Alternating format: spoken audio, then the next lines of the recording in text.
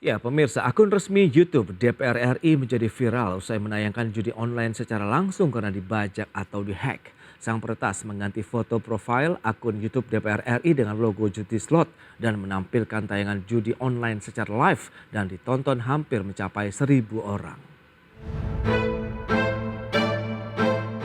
Inilah akun YouTube DPR RI yang diretas oleh orang tak dikenal.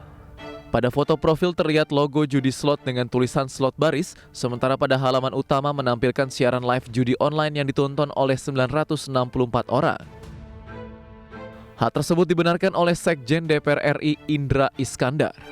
Menurutnya, akun resmi YouTube DPR RI telah diretas oleh hacker pada pukul 8 waktu Indonesia Barat Rabu pagi dan berlangsung selama 6 jam. DPR RI telah meminta kepada pihak Google Indonesia dan Google Amerika untuk menelusuri penyebabnya. DPR juga telah berkoordinasi dengan Bareskrim dan Badan Cyber dan Sandi Negara untuk mencari pelakunya.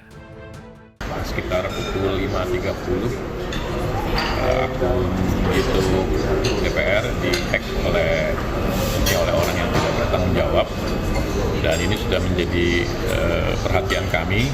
Saat ini kami masih berkomunikasi di samping dengan Google Indonesia juga dengan Google Amerika untuk memastikan penyebab kenapa akun YouTube DPR ini bisa ditembus oleh hacker.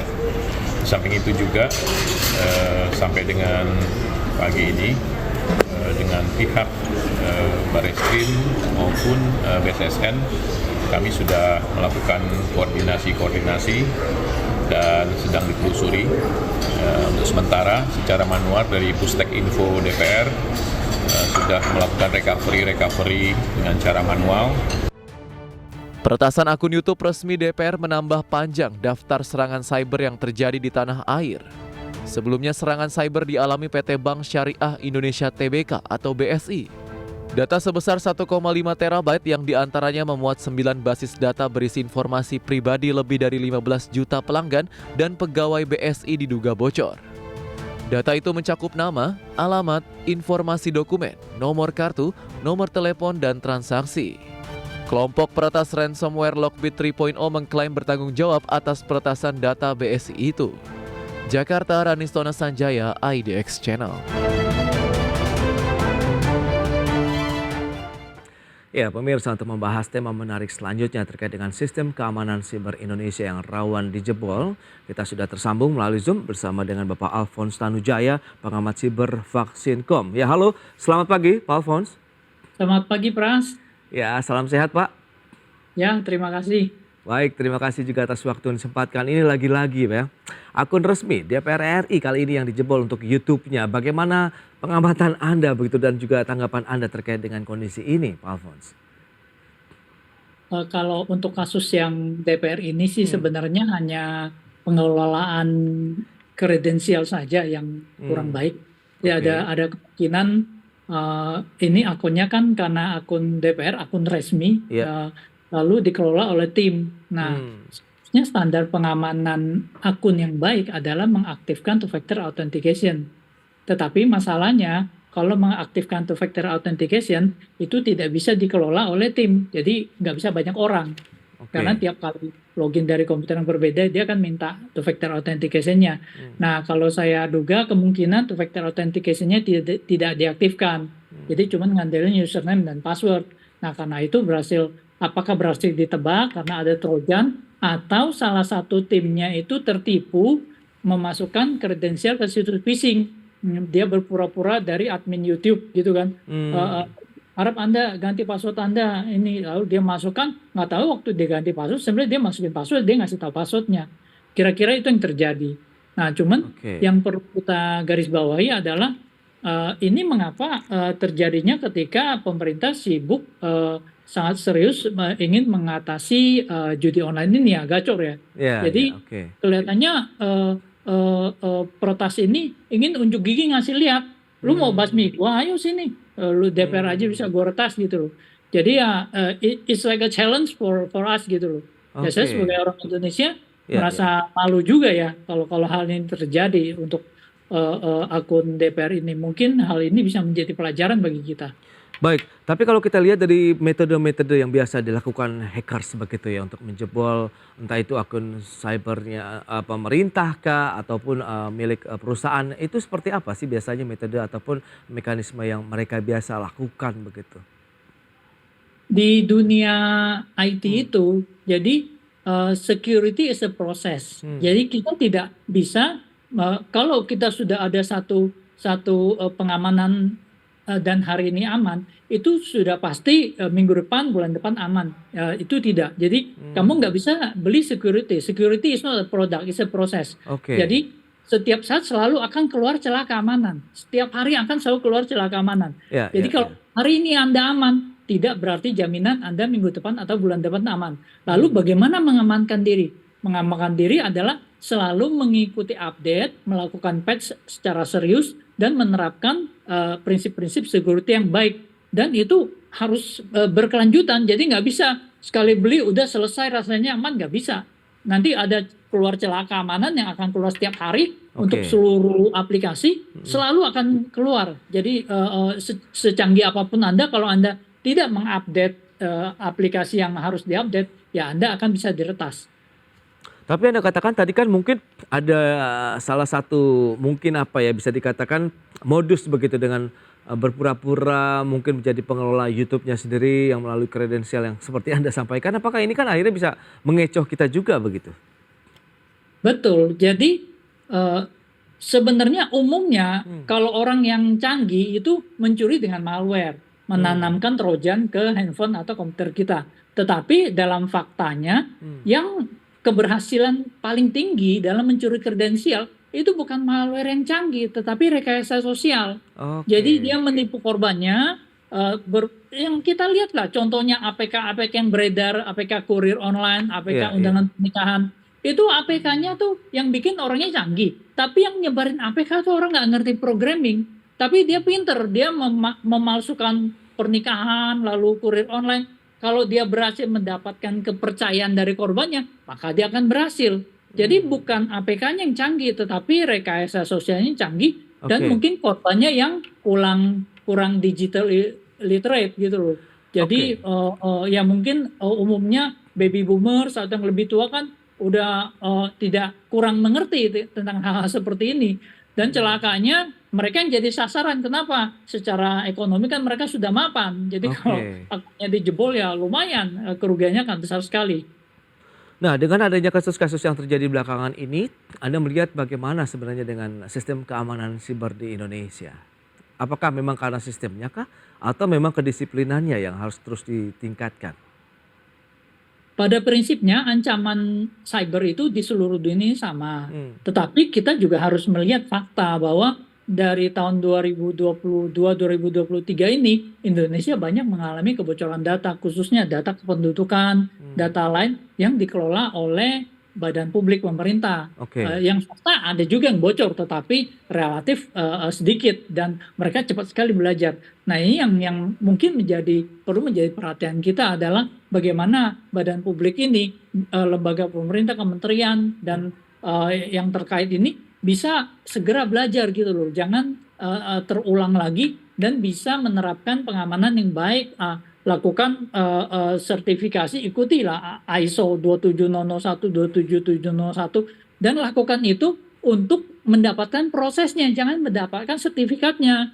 Kamu bisa kalau dapatkan sertifikat ISO tanpa mengikuti proses, kamu bisa bayar orang. Tetapi yang itu kan tidak menjamin keamanan kamu cuma dapat sertifikatnya gitu loh. Nah jadi Oke. security seproses, kamu harus melalui proses itu dan menjalani dan menyadari kepentingannya. Nah kalau udah itu baru kamu akan bisa aman. Oke, kesiapan kemudian kemampuan dari SDM-SDM yang bergerak di bidang IT ataupun cyber sendiri begitu sebenarnya sejauh ini apakah memang sudah cukup ya piawai begitu untuk melihat potensi-potensi terjadinya serangan hacker ini?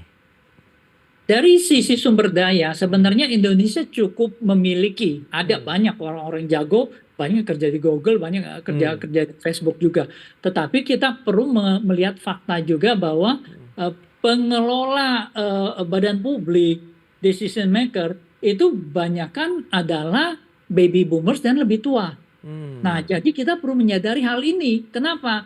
Karena jujur saya termasuk baby boomers, masih nyinggung-nyinggung baby boomers umur saya, ya kan. Iya, iya. Kalau misalnya baby boomers dan lebih tua ini, mereka akan cukup sulit mengikuti perkembangan dunia digital yang sangat cepat dan ancamannya.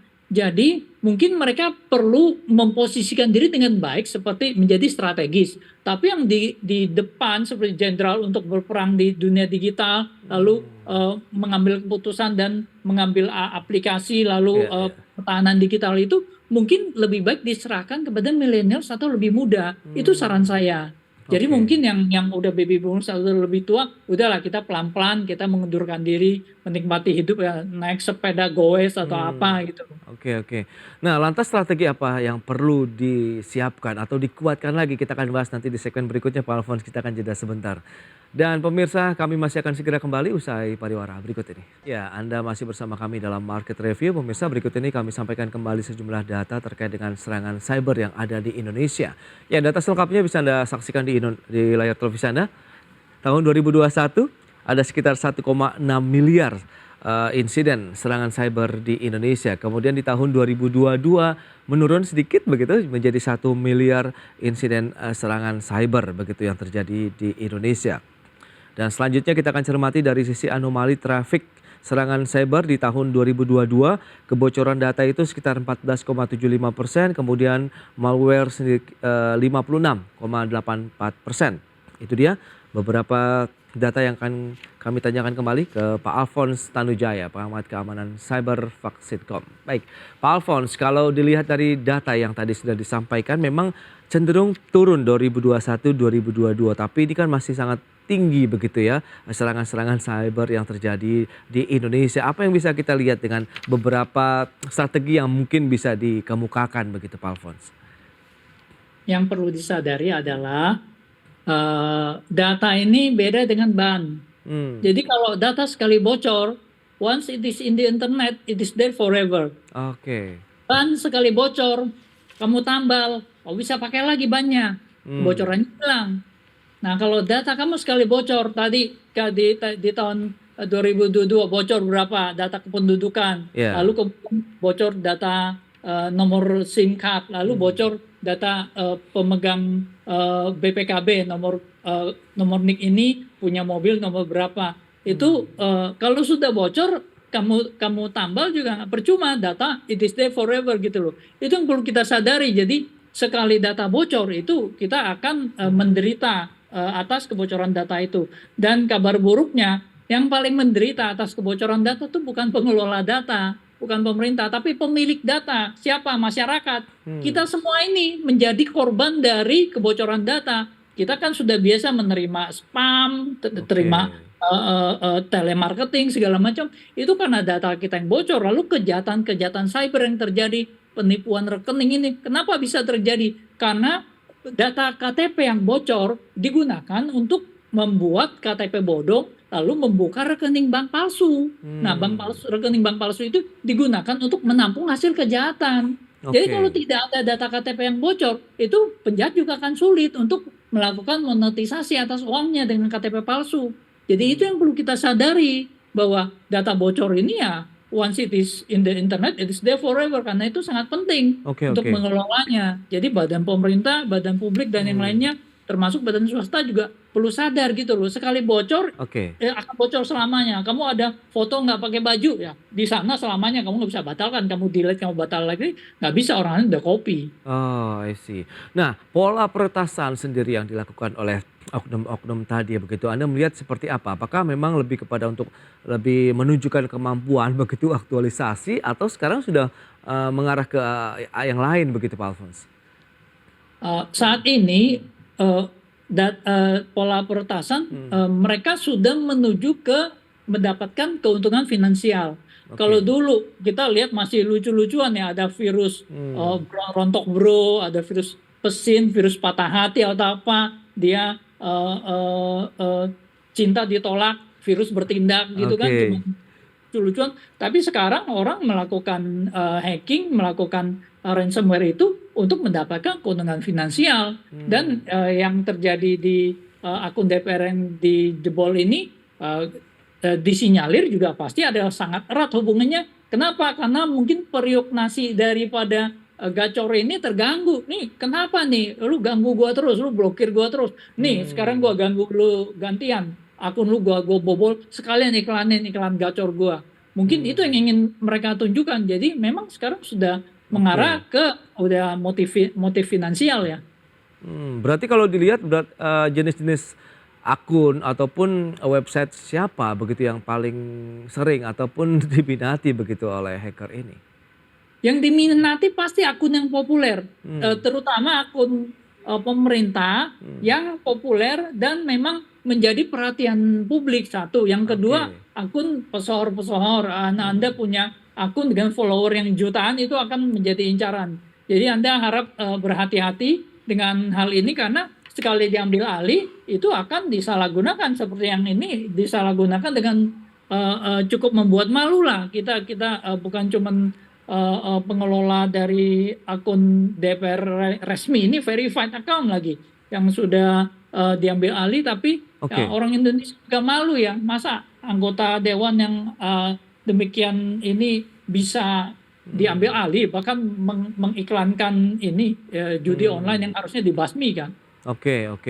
Nah, dengan kondisi seperti ini, lantas apa yang perlu disiapkan begitu kalau kita bicara mengenai entah itu sanksi kah atau mungkin bentuk apa begitu yang membuat pelakunya jera atau mungkin selama ini pun kita cukup sulit untuk mencari siapa pelakunya? Sebenarnya kita untuk security itu kita butuh kedisiplinan. Jadi kita perlu mendisiplinkan diri sendiri. Tapi kalau untuk judi online ini perlu disadari bahwa masalahnya adalah lintas sektoral, lintas kementerian. Jadi kalau misalnya untuk membasmi judi online, Kominfo sendiri nggak bisa, BSS sendiri nggak bisa, kepolisian sendiri nggak bisa. Jadi mereka mesti bersatu. Bersatunya kenapa? Karena Kominfo perlu dukungan kepolisian untuk tindakan hukumnya, lalu untuk melacak dana orang kalau mau judi online kan mesti store uang kemana, ke e-wallet atau ke rekening bank. Itu ada OJK, ada PPATK untuk melacak dan ini semua harus kerjasama jadi satgas. Baru bisa jalan. Jadi musuhnya nih ibaratnya Thanos gitu loh. Jadi kalau Kominfo ibaratnya Thor yang nggak bisa lawan Thanos, kamu mesti cari Iron Man, mesti cari Spider-Man, mesti cari Hulk untuk bisa lawan gitu loh. Jadi kira-kira itu gambarannya. Ya, tapi kan fokus pemerintah juga masih cukup kuat begitu untuk memberantas serangan-serangan cyber begitu yang terjadi di tanah air, Pak Alphonse. Ya, tetapi faktanya kita banyak sekali menjadi korban peretasan dan mayoritas cukup besar porsinya adalah dari badan publik pemerintah yang memang ya itu yang perlu kita jadikan satu evaluasi lah supaya untuk selalu memperbaiki diri. Saya lihat sih makin hari makin baik lah. Salah satu bank pemerintah yang paling besar ini termasuk sangat baik juga untuk mereka berubah.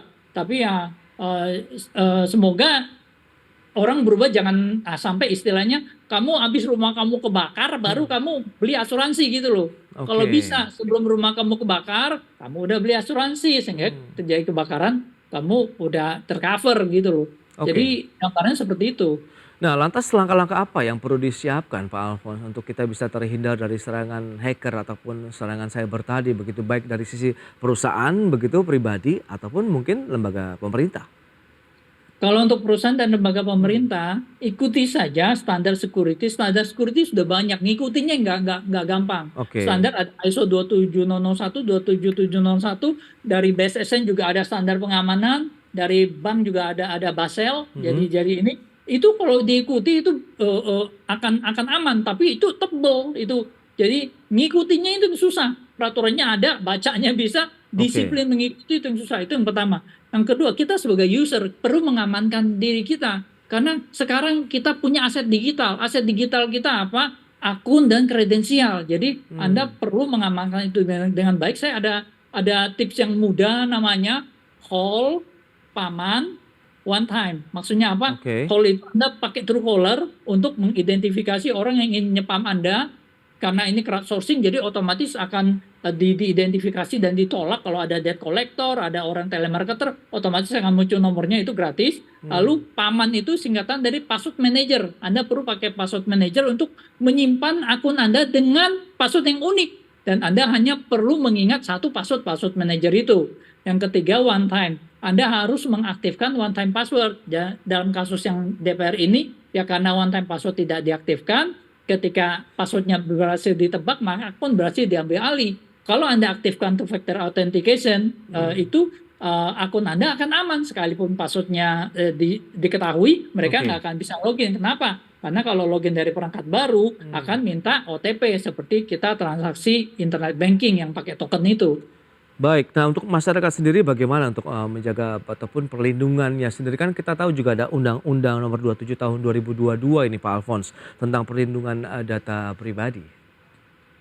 Ya, kita harapkan dengan digolkannya UU PDP ini dan dari Kominfo juga kita lihat bahwa lembaga PDP ini hampir terbentuk sehingga ada hukum yang jelas ya untuk penegakan aturan PDP ini, sehingga jika ada institusi atau perusahaan yang mengeksploitasi data pribadi, ini mereka bisa dijerat dengan hukum yang jelas. Dan sekarang kan masih banyak telemarketer yang saling tiap hari gangguin kita, itu jelas-jelas melanggar hukum dan melanggar UU PDP. Nah, hal-hal itu yang nanti perlu ditindaklanjuti supaya orang Indonesia nggak jadi korban dari eksploitasi kebocoran data ini. Baik, tapi Anda optimis bahwa Indonesia akan bisa terlindungi dari serangan cyber ke depan begitu? Saya sangat optimis. Jadi kita memang harus belajar, kita jangan pernah menyerah dan security is a process. Jadi jangan Anda menganggap bahwa kalau ini sudah diamankan akan aman, enggak.